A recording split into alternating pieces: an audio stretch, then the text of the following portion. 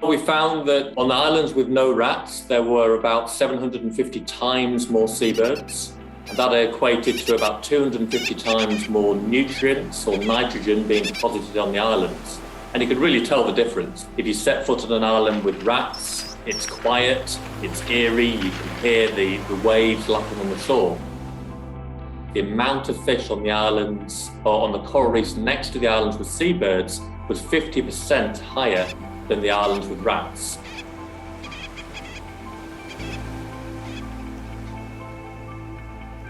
What was astounding was the growth rates of the ones that were at the Nemena site, the one with the seabird nutrients, grew up to 4 times more than the same species just transplanted to another site.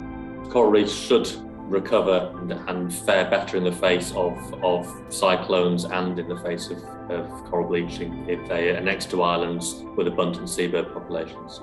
So I think in terms of both the health of the marine system and food security for communities that are reliant on coral reefs, having those intact ecosystems is really critical.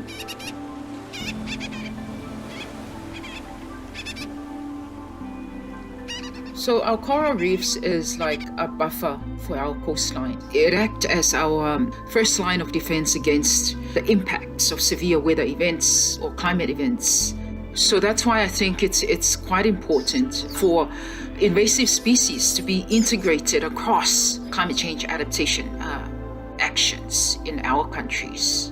If you can maintain your healthy coral reefs and by enhancing their growth rates and their health, through maintaining those seabird populations, you'd be giving them a greater sort of advantage of maintaining those food security resources. Rat eradication is low-hanging fruit in terms of doing something on islands that will have a long-term benefit, and not just to the terrestrial environment, but also to the nearshore marine environment. Invasive species management is a really important tool for building climate resilience.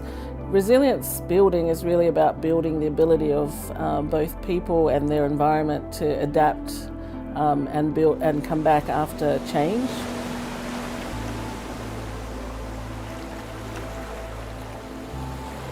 We have one of the largest nesting rookery, green sea turtle rookery in the entire region of Micronesia. So it's very connected to the culture. It's a big delicacy.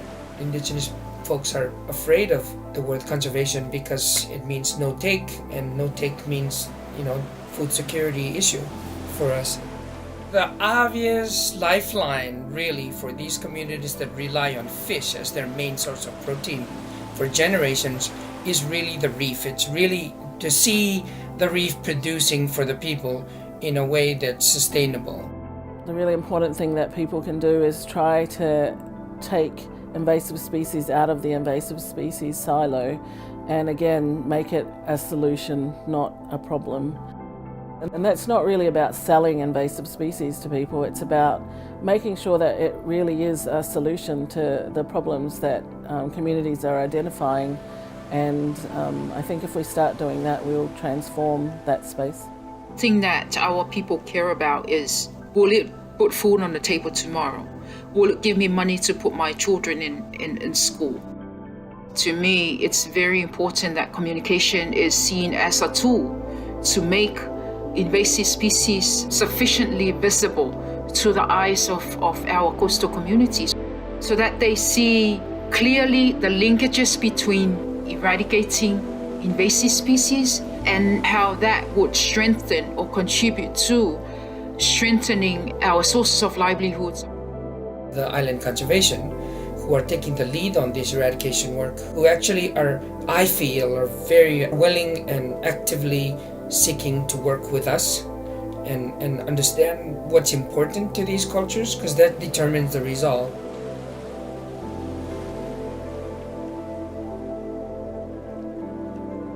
The management of invasives, it needs to be considered seriously, and it needs to be mainstreamed and integrated in nature-based solutions that countries and communities are considered as best solutions to adapt to the impacts of climate change.